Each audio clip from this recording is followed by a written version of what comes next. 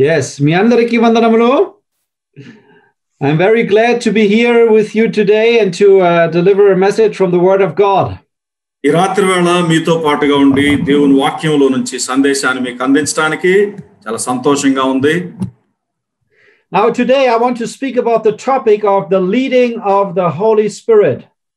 మరి రాత్రి వేళ మీ అందరికీ తెలియజేసినట్టుగా మరి పరిశుద్ధాత్మ యొక్క నడిపింపును గురించి మనం ధ్యానించుకోబోతూ ఉన్నాం. And this is a very practical and a very important topic for every one of us. ఈ అంశము చాలా ప్రాముఖ్యమైనది. అదే సమయంలో మన అనుదిన జీవితంలో ఆచరించడానికి కూడా ఎంతైనా అవసరమైన అంశం ఇది. I want to start off by reading a verse from Romans chapter 8 verse 14. రోమీయులకు రాసిన పత్రిక 8వ అధ్యాయము 14వ వచనం చదువుకుందాం. దేవుని ఆత్మ చేత ఎందరూ నడిపింపబడుదురు వారందరూ దేవుని కుమారులయ్యుందురు. And we read another verse from 1 Corinthians chapter 6 verse 19. కొరింథీయులకు రాసిన మొదటి పత్రిక 6వ అధ్యాయము 19వ వచనం కూడా మనం చదువుకుందాం.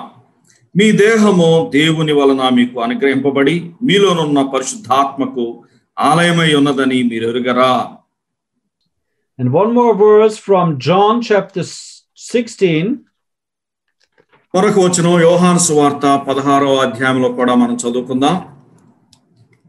Where the Lord Jesus says in verse 14 about the Holy Spirit, he says, "He shall glorify me."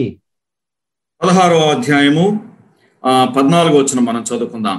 ఆయన నా వాటిలోనివి తీసుకొని మీకు తెలియజేయును గనక నన్ను మహిమపరచును. It is a wonderful truth that the Spirit of God is dwelling in every believer. మరి పరిశుద్ధాత్మ దేవుడు ప్రతి విశ్వాసిలో నివసిస్తూ ఉన్నాడు అనేది ఒక అద్భుతమైన సత్యం. And he is not only dwelling in us on Sunday morning, but he is dwelling in us 24 hours, 7 days a week. మరి పరిశుద్ధాత్మ దేవుడు కేవలము ఆదివారం పొద్దున మాత్రమే మనలో నివసించేవాడు కాదు గాని అనుదినము రోజుకి 24 గంటలు ఉంటే ఆయన 24 గంటలు మనలో నివసిస్తూనే ఉన్నాడు. Now while I am speaking, the Holy Spirit is dwelling in you. మరి పరిశుద్ధాత్మ దేవుడు మనలో నివసిస్తున్నాడు అని నేను ఎందుకు చెప్తూ ఉన్నాను? That means there is a divine person dwelling in you which has a will for your life. నీలో నివసించే దేవుడైన పరిశుద్ధాత్ముడు ఆయన తన యొక్క చిత్తాన్ని కలిగి ఉన్నాడు. And the goal of the Holy Spirit is to glorify Christ in your life. అలాగైతే పరిశుద్ధాత్మ దేవుని యొక్క ఉద్దేశం ఏమిటి? నీ జీవితంలో ఉండి దేవుని మహిమపరచడం. Yes. We have seen that in John 16 verse 14, the Lord Jesus says, "The Holy Spirit will glorify me." మరి యోహాను సువార్త 16వ అధ్యాయం 14వ వచనంలో మనం చూసాం కదా, ఆయన నన్ను మహిమపరచును. And we have read in Romans chapter 8 verse 14 that the Spirit of God is leading the sons of God. తర్వాత రోమా పత్రిక 8వ అధ్యాయం 14వ వచనంలో మరొక మాట మనం చదువుకున్నాం. అదేమిటి? దేవుని ఆత్మ దేవుని కుమారులను నడిపిస్తాడు. Yes. So it should be something normal for a child of God to be led by the Spirit of God.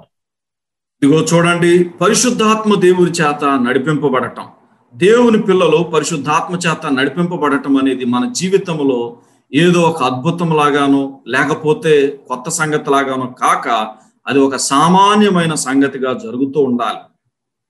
But let me ask you a question. అలాగైతే మిమ్మల్ని అందరూ ఒక ప్రశ్న అడుగుదాం అనుకుంటున్నాను. When was the last time that you realized that you were led by the Spirit of God? మరి నీ జీవితంలో చివరిసారిగా పరిశుద్ధాత్మ దేవుడు నన్ను నడిపించాడు అని నువ్వు గుర్తెరిగి ఎంత కాలం అయి ఉంటది? Is it a great exception in your life or is it something that is coming up normally in your life?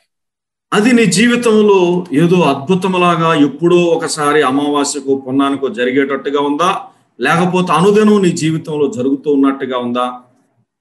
Yeah. You see, I believe that God's Spirit wants to leave us day after day. మరి ఒకటి గమనించండి, పరిశుద్ధాత్మ దేవుడు అనుదినము నిన్ను నన్ను నడిపించాలని ఆయన ఆశిస్తూ ఉన్నాడు. And I will give you some examples of how the leading of the Spirit of God can look like in this life of a believer.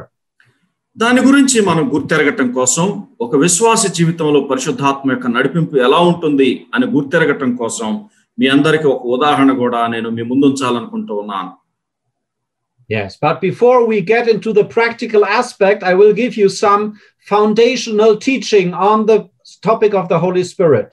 చూడండి, దీని గురించి నేను వివరాల్లోకి వెళ్ళబోయే ముందు ఈ అంశాన్ని గురించి కొన్ని పునాది సత్యాలని మనం గమనించాలి. And I will ask some questions and we will find the answers together. కొన్ని ప్రశ్నలు అడుగుతాను, వాటికి అవసరమైన జవాబులు మనం అందరం కలిసి కనుగొందాం.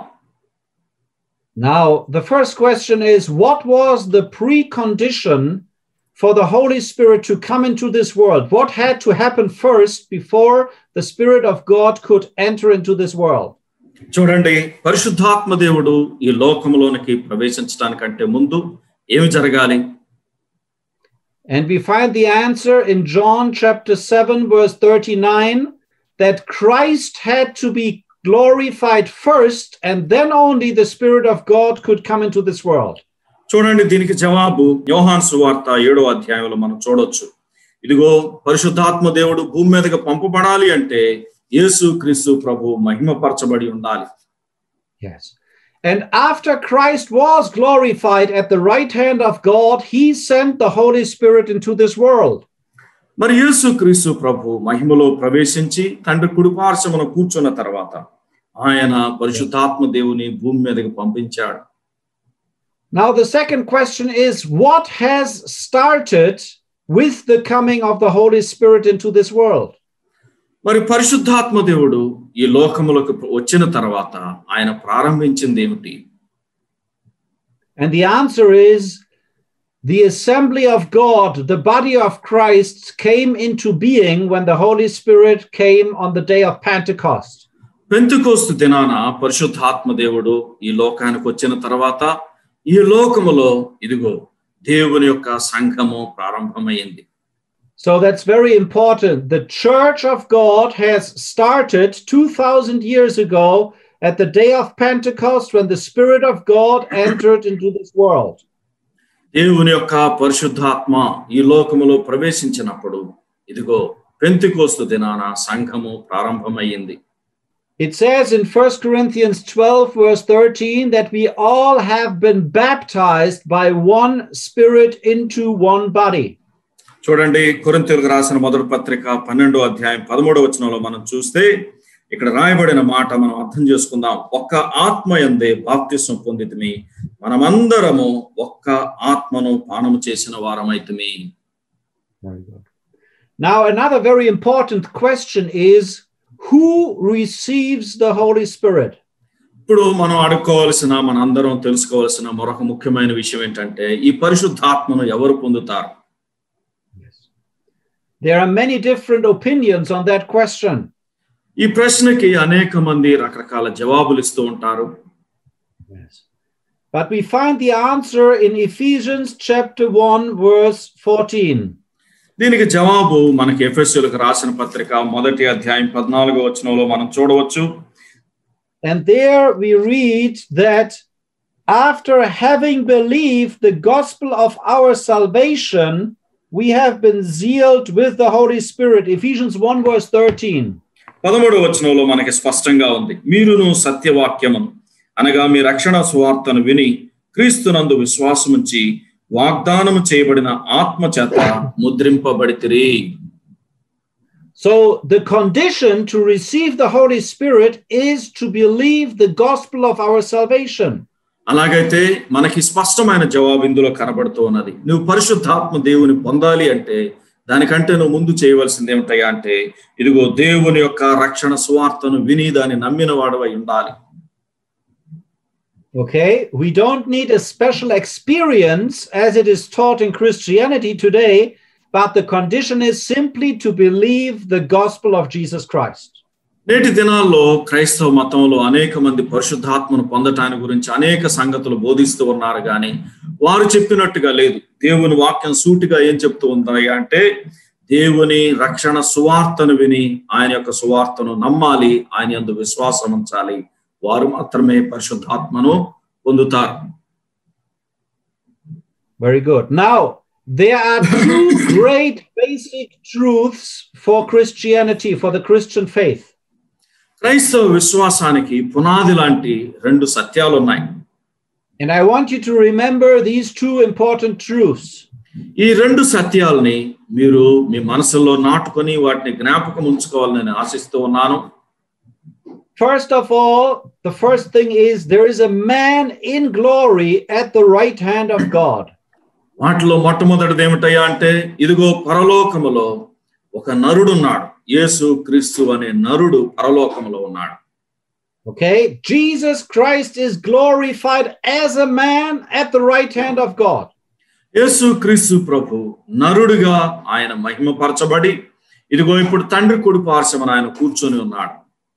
That was never there before. Never in the Old Testament there was a man in the glory. ఇదివరకు పాత నిబంధన కాలములో కానీ మరి ఎన్నడూ కానీ ఇదిగో పరలోకములో ఒక నరుడు ఉన్న సందర్భము ఎన్నడూ లేదు. That only started with the beginning of Christianity. పరలోకపు మహిమలో ఒక నరుడు ఉండటం అనేది ఇదిగో క్రైస్తవ యుగముతోనే కృపా కాలముతోనే ప్రారంభమయ్యింది. And the second great truth is there is now a divine person here upon the earth. మరి రెండవ సత్యం ఏమిటయ్యా అంటే, మొట్టమొదటిది ఒక నరుడు మహిమలో ఉండటం. రెండవ సత్యం ఏమిటయ్యా అంటే, ఇదిగో భూమి మీద మరొక వ్యక్తి ఉన్నాడు, ఆయనే పరిశుద్ధాత్మ దేవుడు. Yes, that is a divine person, the Holy Spirit dwelling in the believers and in the church of the living God. ఏమిటయ్యా సత్యం అంటే, పరిశుద్ధాత్మ దేవుడు ఆయన యందు విశ్వాసం ఉంచిన వారిలో ఆయన నివాసం చేస్తూ ఉన్నాడు. అంతేకాదు, వారిలోనే కాదు, ఇదిగో దేవుని సంఘములో కూడా ఆయన నివాసం చేస్తూ ఉన్నాడు. Yes. And the task of the Spirit of God is to direct our eyes to the man in the glory. ఈ పరిశుద్ధాత్మ దేవుడు భూమి మీద మన హృదయాల్లో స్థానిక సంఘాల్లో నివసిస్తూ ఆయన ఏం చేస్తూ ఉన్నాడు, మన దృష్టిని ఇదిగో పరలోకములో మహిమలో ఉన్న నరుని వైపు మళ్ళిస్తూ ఉన్నాడు. In the Old Testament, the Spirit of God, he came from time to time upon a person, but then he left the person again. పాత నిబంధన కాలములో కూడా పరిశుద్ధాత్మ దేవుడు భూమి మీదకు వచ్చాడు. అయితే ఆయన వేరు వేరు సందర్భాల్లో వచ్చినప్పుడు కొంతమంది వ్యక్తులని ప్రేరేపించి ఆ పని ముగించుకొని వెళ్ళిపోతూ ఉండేవాడు. But only on the day of Pentecost, the Holy Spirit came to dwell constantly in believers. అయితే కేవలం మరి ఆ పెంతెకోస్తు దినాన మాత్రమే పరిశుద్ధాత్మ దేవుడు భూమి మీదకి దిగి వచ్చాడు. భూమి మీదకి దిగి వచ్చి ఆయన విశ్వాసులలో నివాసం చేస్తూ ఉన్నాడు. Yes, very good. Now, there are several tasks that the Holy Spirit has in our lives. పరిశుద్ధాత్మ దేవుడు మన జీవితాల్లో ఉండి ఆయన జరిగిస్తూ ఉన్న అనేకమైన పనులు ఉన్నాయి. వాటిని మనం గమనించాలి.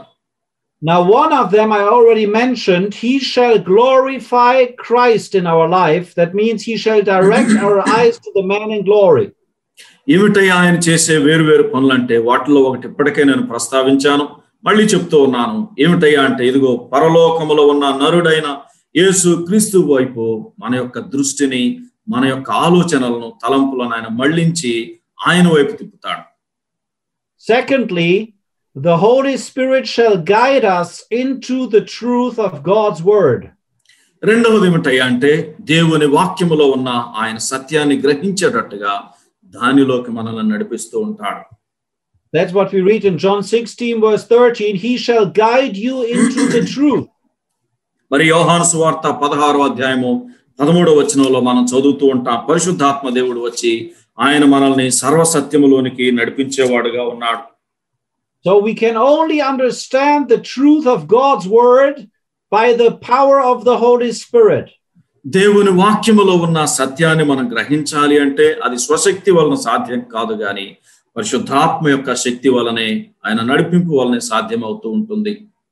It's very interesting that the Apostle Paul, he is praying in Ephesians chapter 1 that God should open our eyes for the understanding of the scriptures.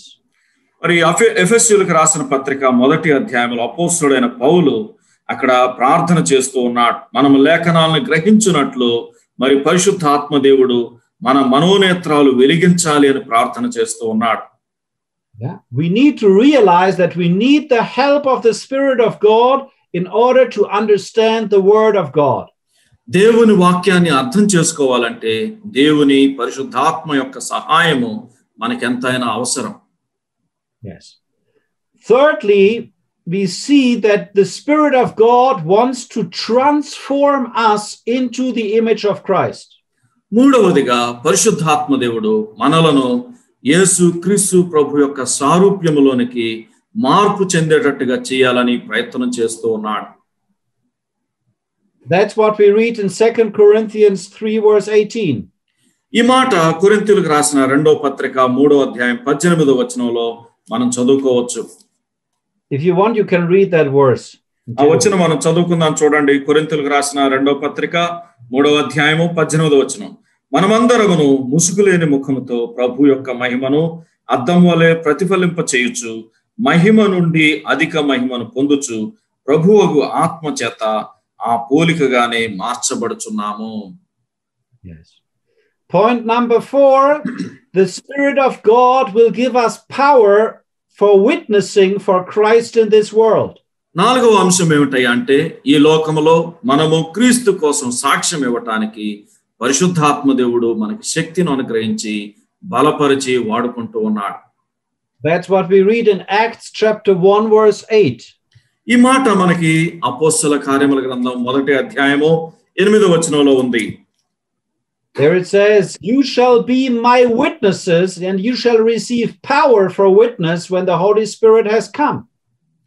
1వ అధ్యాయము 8వ వచనం. అయినను పరిశుద్ధాత్మ మీ మీదకి వచ్చినప్పుడు మీరు శక్తి నొందెదరు గనక మీరు యెరూషలేములోను యోదయ సమరయ దేశముల అందంతటను భూదిగంతముల వరకును నాకు సాక్షులయ్యుందురని వారితో చెప్పాను.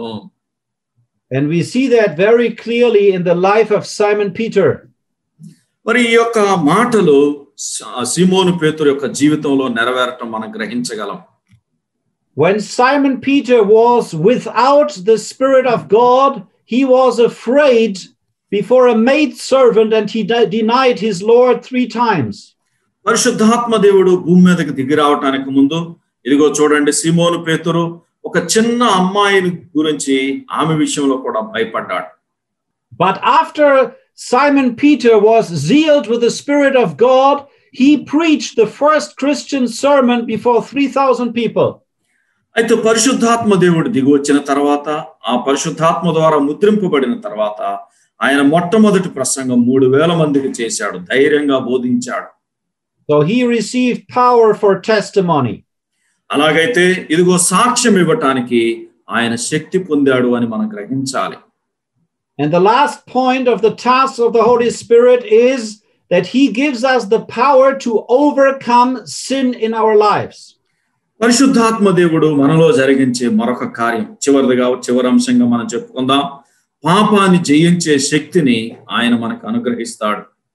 Yes. We read in Romans chapter 8 verse 2. రోమీయులకు రాసిన పత్రిక 8వ అధ్యాయము 2వ వచనాన్ని మనం చదువుకుందాం. That the law of the Spirit of life in Christ Jesus has set me free from the law of sin and of death. చూడండి, రోమీయులకు రాసిన పత్రిక 8వ అధ్యాయము 2వ వచనం. క్రీస్తు యేసునందు జీవమునిచ్చు ఆత్మ యొక్క నియమము పాప మరణముల నియమము నుండి నన్ను విడిపించెను. Yes. So it shows you that the Spirit enables you to be an overcomer of sin. చూడండి, పాపాన్ని జయించి పాపం విషయంలో నువ్వు జయశీలునిగా ఉండాలి అని ఇదిగో పరిశుద్ధాత్మ దేవుడు నీకు శక్తిని అనుగ్రహిస్తూ ఉన్నాడు. Yes, we also read in Galatians chapter 5 verse 16. గలతీయులకు రాసిన పత్రిక 5వ అధ్యాయం 16వ వచనంలో మరొక మాట మనం చదువుకుందాం. నేను చెప్పుకున్నదేమనగా ఆత్మానుసారముగా నడుచుకొనుడి, అప్పుడు మీరు శరీరేచ్ఛను నెరవేర్చరు. Yes. So these are wonderful tasks that the Spirit is doing in our lives. పరిశుద్ధాత్మ దేవుడు భూమి మీద ఉండి మన జీవితాల్లో ఆయన జరిగిస్తూ ఉన్న అద్భుతమైన కార్యాలు ఇవన్నీ అని మనం గమనించాలి. And now I want to show you a passage where we find the working of the Holy Spirit in the life of a believer. ఒక విశ్వాసి జీవితంలో పరిశుద్ధాత్ముడు ఏ విధంగా పనిచేస్తూ ఉంటాడు అనే దాన్ని గ్రహించడానికి లేఖనాల్లో ఒక భాగం మీ దృష్టికి తీసుకురావాలని ఆశిస్తూ ఉన్నాను. Let us turn to Acts chapter 7.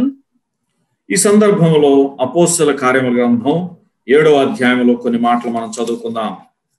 And we read now Acts chapter 7 verse we start from verse 51 and we read up to verse 60. అపోస్తల కార్యముల గ్రంథం 7వ అధ్యాయము 51 నుంచి 60 వచనాల వరకు మనం చదువుకుందాం. జాగ్రత్తగా గమనించండి. ముష్కరులారా, హృదయములను చెవులను దేవుని వాక్యమునకు లోపరచనొల్లని వారలారా, మీ పితరుల వలె మీరును ఎల్లప్పుడూ పరిశుద్ధాత్మను ఎదిరించుచున్నారు. మీ పితరులు ప్రవక్తలలో ఎవరిని హింసింపకయుండిరి. ఆ నీతిమంతుని రాకను గూర్చి ముందు తెలిపిన వారిని చంపిరి. ఆయనను మీరు ఇప్పుడు అప్పగించి హత్య చేసిన వారైతరి. దేవదూతల ద్వారా నియమింపబడిన ధర్మశాస్త్రమును మీరు పొందితిరి గాని దానిని గైకొనలేదని చెప్పాను. వారి మాటలు విని కోపంతో మండిపడి అతనిని చూచి పండ్లు కొరికిరి. అయితే అతడు పరిశుద్ధాత్మతో నిండుకొనిన వాడై ఆకాశం వైపు తేరు చూచి దేవుని మహిమను, యేసు దేవుని కుడిపార్శ్వమందు నిలిచి ఉండుటను చూచి ఆకాశము తెరవబడుటయు మనిషి కుమారుడు దేవుని కుడిపార్శ్వమందు నిలిచి ఉండుటయు చూచుచున్నానని చెప్పాను. అప్పుడు వారు పెద్ద కేకలు వేసి చెవులు మూసుకొని ఏకముగా అతని మీద పడి పట్టణపు వెలుపలికి అతనిని వెళ్ళగొట్టి రాళ్లు రువ్వి చంపిరి. సాక్షులు సౌలు అను ఒక యవనుని పాదముల యొద్ద తమ వస్త్రములు పెట్టిరి. ప్రభువును గూర్చి మొరపెట్టుచు, యేసు ప్రభువా, నా ఆత్మను చేర్చుకొనుమని స్టెఫెను పలుకుచుండగా వారు అతనిని రాళ్లతో కొట్టిరి. అతడు మోకాళ్ళుని, ప్రభువా, వారి మీద ఈ పాపమును మోపకమని గొప్ప శబ్దముతో పలికెను. ఈ మాట పలికి నిద్రించను. సౌలు అతని చావునకు సమ్మతించెను. Now Acts chapter 7 verse 1 to verse 50 we see Stephen giving a mighty in-depth of the truth about the Lord Jesus. అపోస్తల కార్యముల గ్రంథం 7వ అధ్యాయంలో మొదటి నుంచి మరి 50వ వచనం వరకు మనం చదివినట్లయితే మనం గ్రహించే ఒక అంశం ఏమిటయ్యా అంటే యేసు క్రీస్తు ప్రభువుని గురించి ఎంతో గూఢమైన సత్యాలని ఆయన మరి స్టెఫెన్ ఇక్కడ వివరిస్తూ ఉన్నాడు. Stephen is recalling the story of the people of Israel, and we really see how the Spirit of God is guiding Stephen into the truth of God's word. మరి స్టెఫెను ఇక్కడ వాస్తవానికి ఇశ్రాయేలుల చరిత్రను గురించి వివరిస్తూ ఉన్నాడు గాని దానిలో పరిశుద్ధాత్మ దేవుడు ఇదిగో స్టెఫెన్ని ఏ విధంగా నడిపిస్తూ ఉన్నాడు, స్టెఫెన్ని ఏ విధంగా వాడుకుంటున్నాడో కూడా మనం గమనించగలం. So this is really what we have seen in John 16 verse 13, the Holy Spirit shall guide us into the truth. యోహాను సువార్త 16వ అధ్యాయం 13వ వచనంలో మనం ఇంతకు ముందు చదువుకున్నట్టుగా మరి సత్య స్వరూపి అయిన ఆత్మ అయిన ఆయన వచ్చి మనల్ని సర్వసత్యములోనికి నడిపిస్తూ ఉంటాడు. Yes. And in Mark chapter 13 verse 11 we read that the Holy Spirit will give us the right words when we have to give an account regarding our faith. చూడండి, మన విశ్వాసాన్ని గురించి మనం ఎప్పుడైనా వివరించవలసి వచ్చిన సందర్భం వస్తే ఇదిగో ఆ విషయంలో కూడా పరిశుద్ధాత్మ దేవుడు మనకి సరైన మాటలనిచ్చి నడిపిస్తాడు అని ఇదిగో మార్కు సువార్త 13వ అధ్యాయం 11వ వచనంలో మనం చూడగలం. That's also a great encouragement for us that we can really trust in the Holy Spirit when we have to give a testimony of the truth before others. ఇతరులు ఎదుట సత్యాన్ని గురించి సాక్ష్యం ఇవ్వాల్సి వచ్చినప్పుడు ఇదిగో పరిశుద్ధాత్మ దేవుడే మనకి సరైన మాటలను అనుగ్రహించి బలపరుస్తాడు అనేది మనల్ని ఎంతైనా ప్రోత్సహించే మాటలు. Yes. Secondly, we see that the Holy Spirit directed the eyes of Stephen to the glorified Christ in heaven.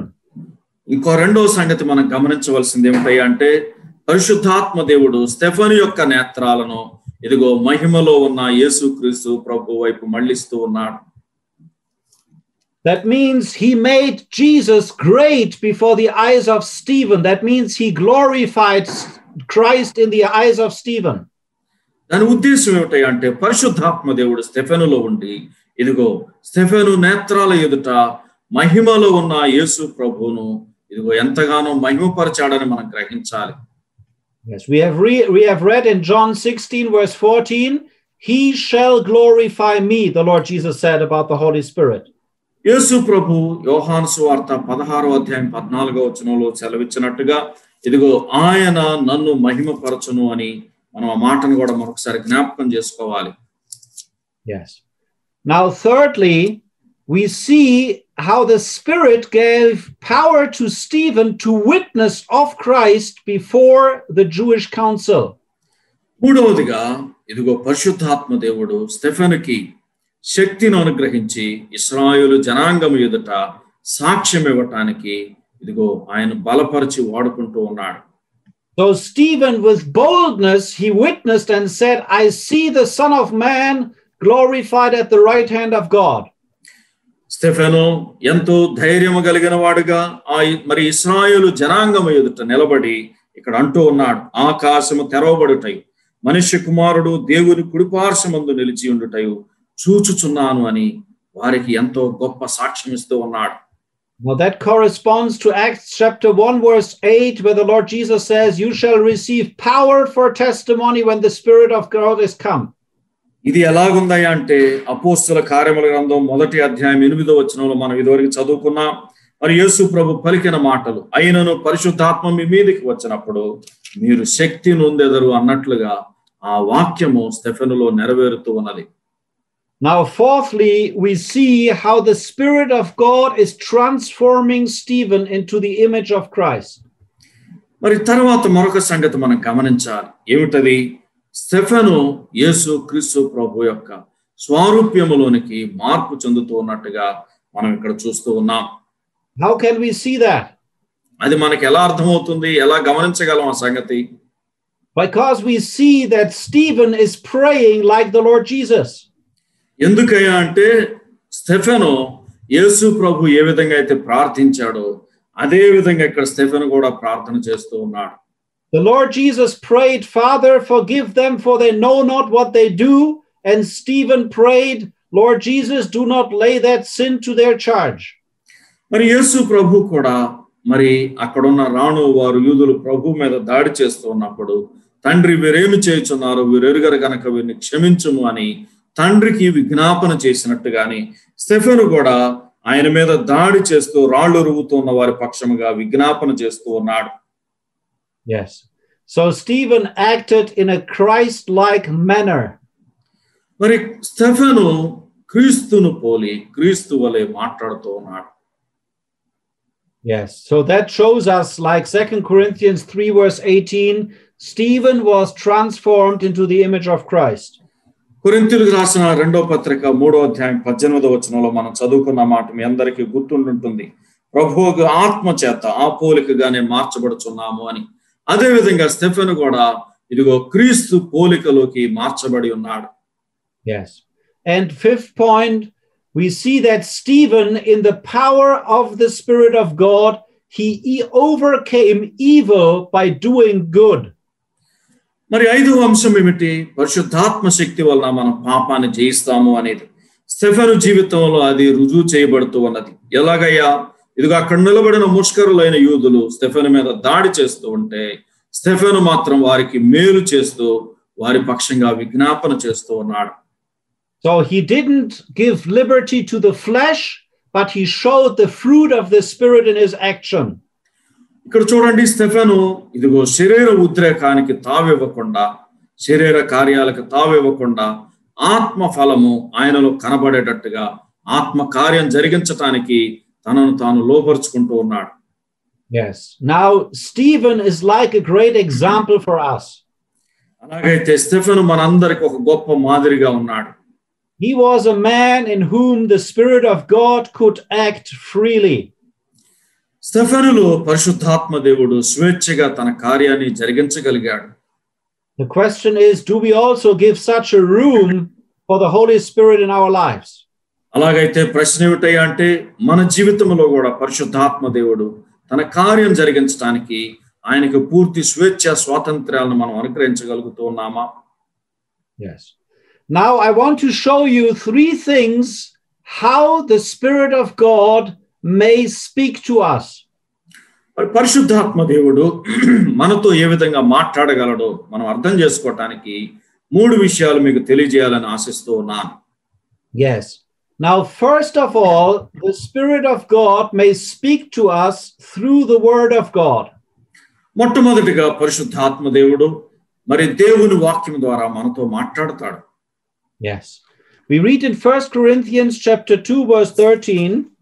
కొరింథీయులకు రాసిన మొదటి పత్రిక 2వ అధ్యాయంలో మనం గమనించినట్లయితే, it is like the Spirit of God, which also we speak not in words taught by human wisdom, but in those taught by the Spirit, communicating spiritual things by spiritual means. 13వ వచనం, కొరింథీయులకు రాసిన మొదటి పత్రిక 2వ అధ్యాయము 13వ వచనం. మనుష్య జ్ఞానము నేర్పు మాటలతో గాక ఆత్మ సంబంధమైన సంగతులతో సరిచూచుచు ఆత్మ నేర్పు మాటలతో వీటిని గూర్చియే మేము బోధించుచున్నాము. You see, sometimes when you read the Word of God, you see like a Bible verse which is like jumping into your eyes, and you realize it is God who is speaking to me through this verse. చూడండి, దేవుని వాక్యాన్ని, Bible గ్రంథాన్ని మనం చదివేటప్పుడు కొన్నిసార్లు కొన్ని మాటలు అవి మన హృదయంలో నాటుకుంటాయి, గుచ్చుకుంటాయి. మరి సూటిగా పరిశుద్ధాత్మ దేవుడు మరి దేవుని వాక్యం ద్వారా మీతో మాట్లాడుతున్న అనుభవం మీకు కలుగుతూ ఉంటుంది. Yes. And we should be aware when we realize God is speaking through his word, it is the Spirit of God that makes the word alive to our souls. చూడండి, పరిశుద్ధాత్మ దేవుడు మనం దేవుని వాక్యం చదివేటప్పుడు అది సజీవమైన వాక్యముగా, జీవము గల వాక్యముగా మనతో మాట్లాడేటట్టుగా చేస్తూ ఉంటాడు. Second way the Spirit may speak to us is through a servant of God. పరిశుద్ధాత్మ దేవుడు మనతో మాట్లాడే మరొక విధానం, రెండవ సంగతి ఏమిటయ్యా అంటే కొన్నిసార్లు దేవుని దాసుల ద్వారా కూడా మనతో మాట్లాడతాడు. Yes. You see, we read several times in the book of Acts that people that were filled with the Spirit of God and they were speaking under the influence of the Holy Spirit. అపోస్తలుల కార్యముల గ్రంథంలోని కొన్ని సందర్భాలు మనం గమనించినట్లయితే కొంతమంది వ్యక్తులు పరిశుద్ధాత్మ ద్వారా నింపబడిన వారై పరిశుద్ధాత్మ శక్తి ద్వారా వారు మాట్లాడుతూ ఉన్నట్టుగా మనం చూస్తూ ఉన్నాం. Yes, this is like prophetic ministry, that is a message from God delivered by a servant of God speaking right to our hearts. అది ఎలా ఉందయ్యా అంటే అది ప్రవచన పరిచర్యలాగా ఉన్నది. ఏమిటి ప్రవచన పరిచర్య అంటే దేవుని నుంచి ఒక సందేశాన్ని పొంది పరిశుద్ధాత్మ శక్తి ద్వారా అది విశ్వాసులకు అందించటం అని మనం గ్రహించాలి. Yes. Now, once there was a man and his wife, they were very exercised if they should go to Colombia as missionaries. మరి ఒకానొకసారి ఒక సహోదరుడు అతని భార్య వారు మిషనరీస్ గా మరి కొలంబియాకు వెళ్ళాలా అని ఆలోచనలో పడ్డారు. But they didn't know, is it really the will of God or not? అది నిజంగా దేవుని చిత్తమా కాదా అన్నది వాళ్ళకి గ్రహింపు కాలేదు. So before they went to the assembly meeting, they asked the Lord to speak to them in the preaching of God's word. ఆ పరిస్థితుల్లో ఉన్న వారు ఏం చేశారయ్యా అంటే ఇదిగో ఒకసారి ఒక సంఘానికి వెళ్దామని అనుకున్నారు. వెళ్ళబోయే ముందు వారు ప్రార్థన చేశారు, దేవా మేము అక్కడికి వెళ్తూ ఉన్నాం, అక్కడికి వెళ్ళిన తర్వాత దేవుని సేవకుడు దేవుని వాక్య సందేశాన్ని అందించేటప్పుడు మాతో మాట్లాడు అని వారు ముందుగా ప్రార్థన చేసుకొని అక్కడికి వెళ్ళారు. Now in that assembly meeting there was a servant of God who visited that assembly and he had no idea about the exercise of that couple. ఆ రోజు ఆ సంఘానికి వచ్చిన దేవుని దాసుడు ఇక్కడికి వచ్చే మరి ఆ ఇద్దరు భార్యాభర్తల గురించి వారు కొలంబియా వెళ్తారన్న దాని సంగతి గురించి అతనికి తెలియదు. Yes. And he started to preach. మరి అతను ప్రసంగించడం ప్రారంభించాడు. And in his preaching, suddenly he said, if the Lord wants you to go to Colombia, you have to go to Colombia. ఇప్పుడు ఆ ప్రసంగికుడు తన ప్రసంగాన్ని ప్రారంభించి ఇదిగో ఇలా అంటున్నాడు, ఒకవేళ దేవుడు నిన్ను కొలంబియా వెళ్ళమని ఆయన ఉద్దేశం అయితే నువ్వు కొలంబియా వెళ్ళాలి అని బోధిస్తూ ఉన్నాడు. You see, he could have said India or Australia or America, but he chose to say Colombia, and that was from the Spirit of God. చూడండి, ఆ వ్యక్తి కొలంబియాని ఎందుకు అనాలా, ఇండియాకి వెళ్ళాలంటే ఇండియాకి వెళ్ళు, లేకపోతే ఇంకొక దేశానికని వేరే దేశాల పేర్లు కూడా చెప్పొచ్చు కానీ పరిశుద్ధాత్మ ప్రేరణ వలన ఆ వ్యక్తి కొలంబియా అని సూటిగా ప్రస్తావించాడు. And in that way, God can speak to us in the assembly meetings through his servants. He can do that. ఈ విధంగా మరి దేవుడు మనతో తన దాసుల ద్వారా ఇదిగో సంఘములో మనతో సూటిగా మాట్లాడవచ్చు. Yes, but we should also remember that the Spirit of God is not only dwelling in us in the assembly meetings, but we can only also have prophetic words in our everyday life when we speak to one another if God wants to use us.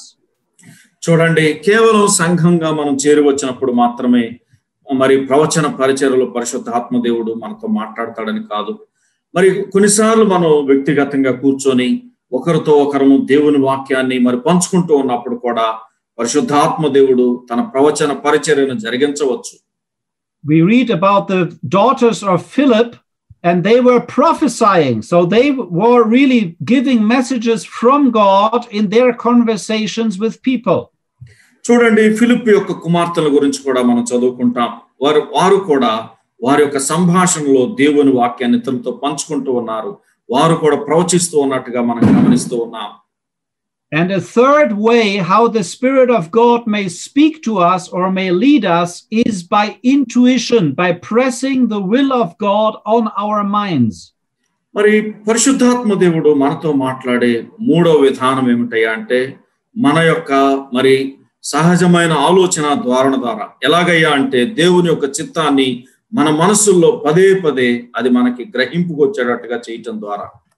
Somehow we realize the Spirit of God is pushing us in our thoughts to do something, and we know this is from the Spirit of God.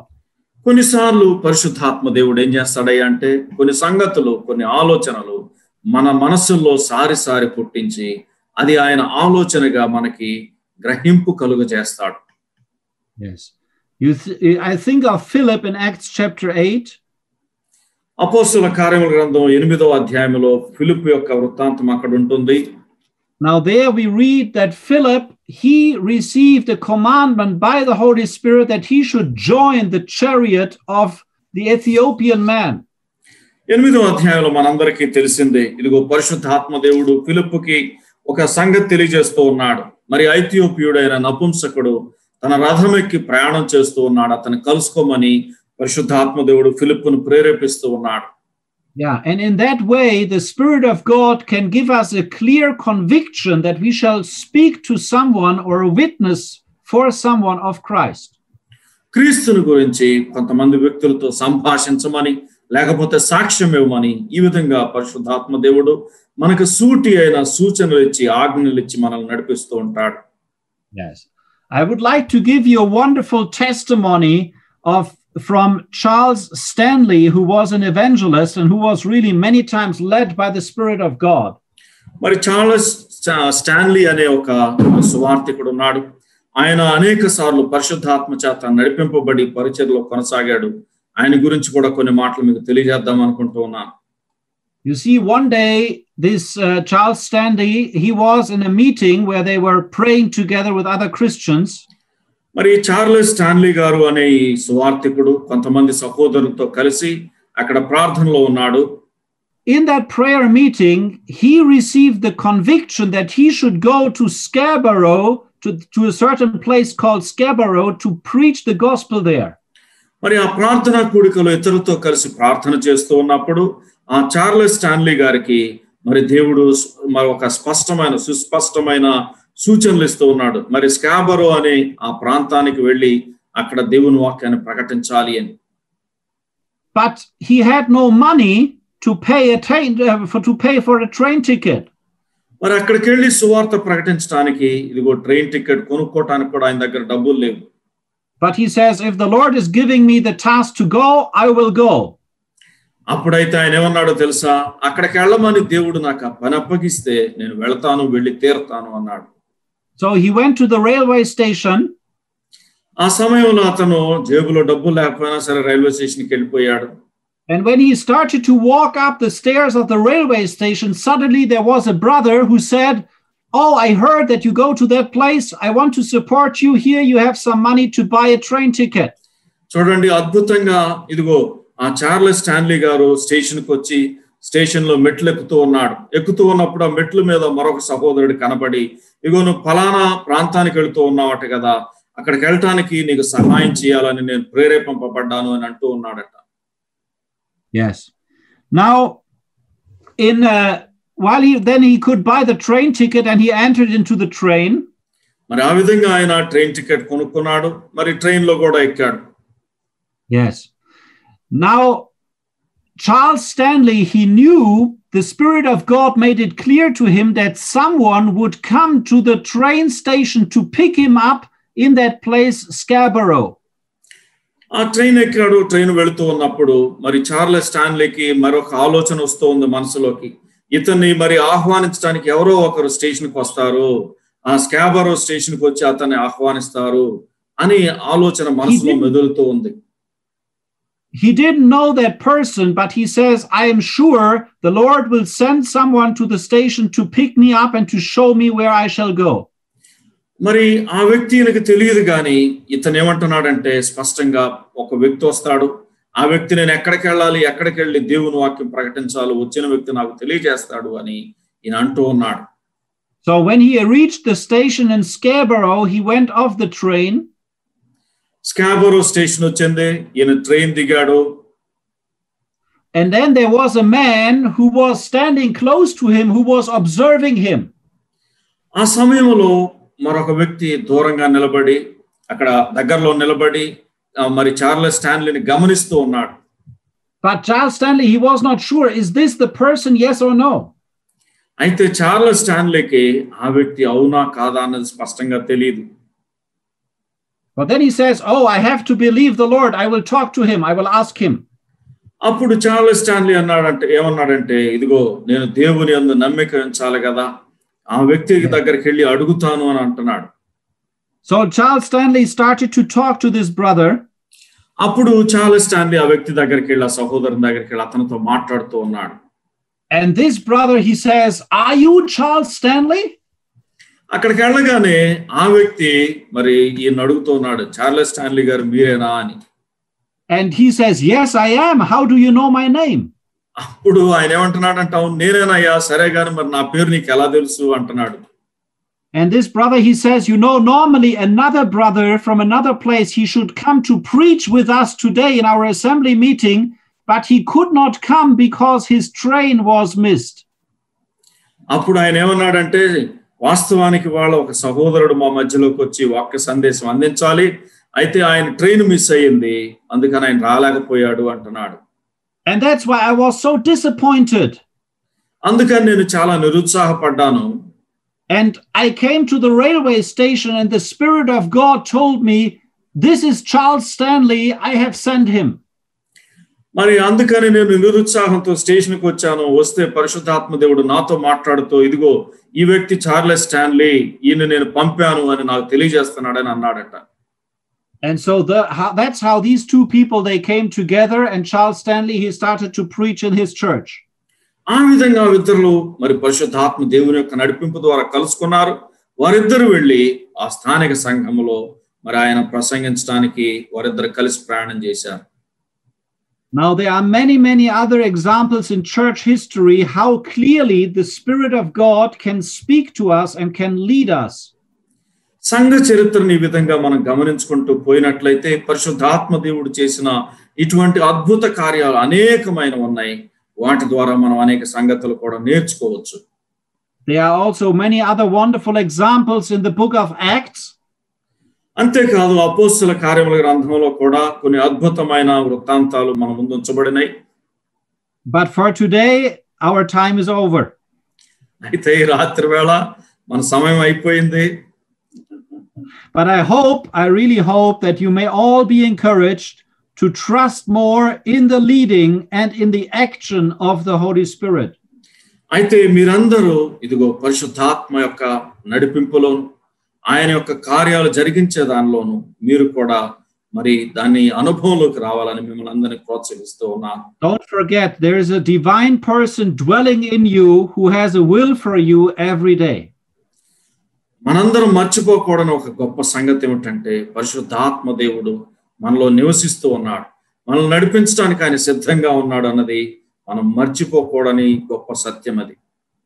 May the Lord bless his word. దేవుడు తన వాక్యాన్ని మన కోసం దీవించుగాక. Thank you, brother. Thank you so much.